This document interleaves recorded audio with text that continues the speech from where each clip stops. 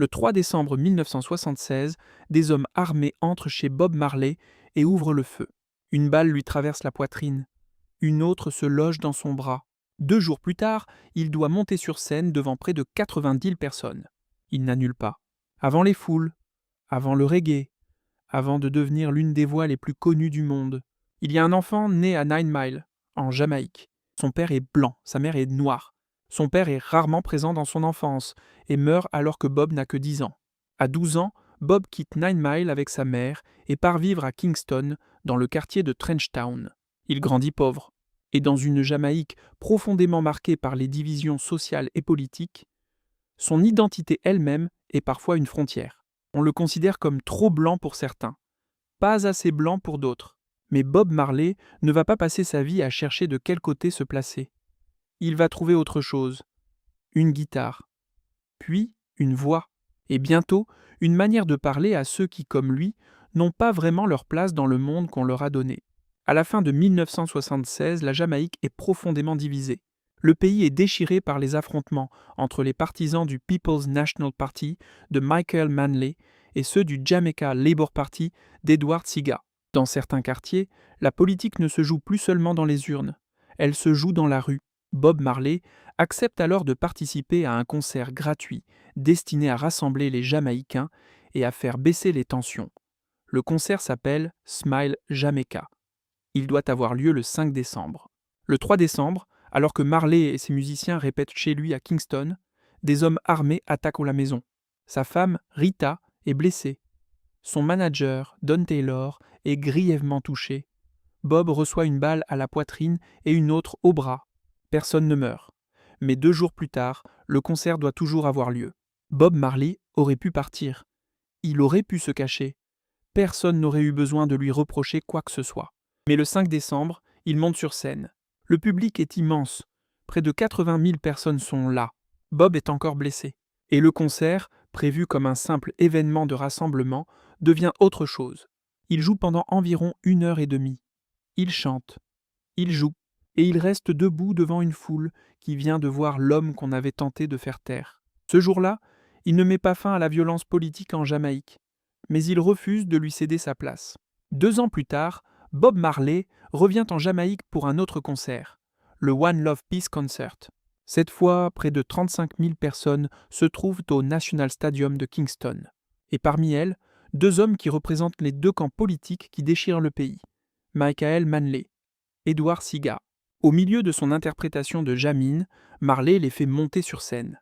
Puis il prend leurs mains et les lève ensemble au-dessus de sa tête. Pendant quelques secondes, les 2 adversaires sont réunis devant toute une foule. Ce n'est pas un traité. Ce n'est pas une paix définitive. La violence politique ne disparaîtra pas cette nuit-là, mais l'image restera. 2 hommes que tout oppose, et entre eux, un musicien. On pourrait raconter cette scène comme si Bob Marley avait réussi à réconcilier la Jamaïque. Ce serait faux. Le conflit ne s'arrête pas. Les divisions restent profondes, et la paix espérée ne dure pas. Mais ce n'est peut-être pas ce que Marley cherchait.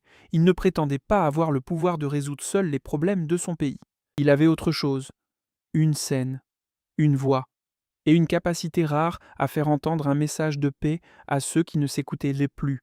Et pendant que Bob Marley devient un symbole de paix, quelque chose d'autre est déjà en train de se développer dans son propre corps. En 1977, une tache sombre apparaît sous l'ongle de son gros orteil. Au départ, elle est associée à une blessure au football. Mais ce n'est pas une blessure. C'est un mélanome acral lentigineux, une forme rare et agressive de cancer de la peau. Les médecins recommandent l'amputation de l'orteil. Marley refuse cette intervention et choisit une chirurgie plus limitée, retirant le tissu atteint. Le cancer, lui, n'est pas arrêté. Il finit par se propager au cerveau, aux poumons, au foie. Mais Bob continue. Il continue les tournées. Il continue d'enregistrer. Et en avril 1980, il part au Zimbabwe pour participer aux célébrations de l'indépendance du pays. Le gouvernement ne peut pas financer le déplacement du groupe et de son matériel. Marley décide alors de payer lui-même le voyage. Le soir de la cérémonie, son groupe commence à jouer devant un public qui dépasse largement celui prévu. Des milliers de personnes sont restées à l'extérieur du stade. Les portes cèdent.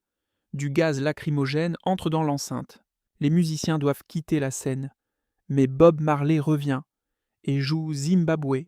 Le lendemain, lui et les Wailers reviennent pour donner un concert gratuit devant près de 90 000 personnes. Quelques mois plus tard, son corps ne suit plus.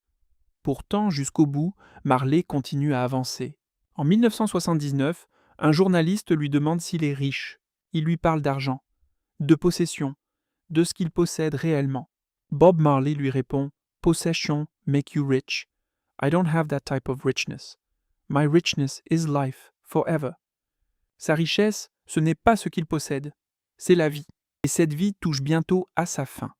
Le cancer s'est propagé dans son corps. Bob Marley meurt le 11 mai 1980. Il a 36 ans. Il est mort depuis plus de 40 ans. Pourtant, sa voix n'a jamais vraiment disparu. Le reggae qu'il a contribué à faire connaître au monde entier continue de voyager. Ses chansons sont encore entendues dans des pays qu'il n'a jamais visités. Son visage est devenu un symbole, mais peut-être que son véritable héritage est ailleurs. Dans ce moment où, après avoir été touché par des balles, il est monté sur scène. Dans ce moment où deux adversaires ont levé leurs mains ensemble. Dans ce moment où, malade, il a continué à chanter pour des peuples qui avaient besoin d'entendre autre chose que la guerre. Bob Marley n'a pas changé le monde à lui seul. Il n'a pas arrêté les guerres. Il n'a pas effacé les divisions. Il n'a pas vaincu la maladie. Mais il a fait quelque chose de plus difficile qu'un discours.